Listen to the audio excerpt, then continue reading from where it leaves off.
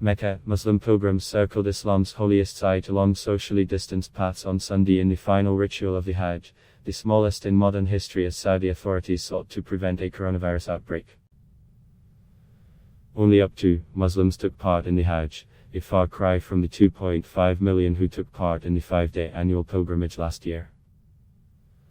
Masked pilgrims threw pebbles at a wall symbolizing Satan in Mina, close to the holy city of Mecca, on the final day of Hajj, state media reported.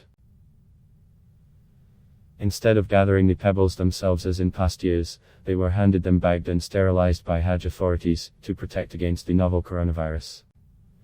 Pilgrims returned to the Grand Mosque in Mecca later on Sunday to perform a final tawaf, a circling of the Kaaba, a cubic structure towards which Muslims around the world pray.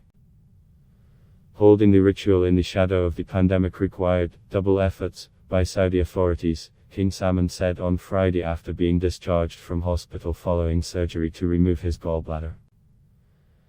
The Hajj this year was restricted to a very limited number of people from multiple nationalities, ensuring the ritual was completed despite the difficult circumstances, said the kingdom's 84-year-old ruler.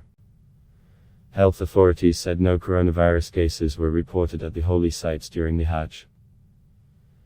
The pilgrims, who were required to observe social distancing and subjected to regular temperature checks, will go into mandatory quarantine after the Hajj, authorities said. The ritual, one of the 5 pillars of Islam and a must for able-bodied Muslims at least once in their lifetime, is usually one of the world's largest religious gatherings.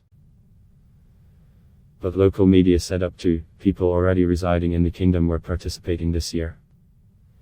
The Hajj ministry had initially said around pilgrims would be allowed.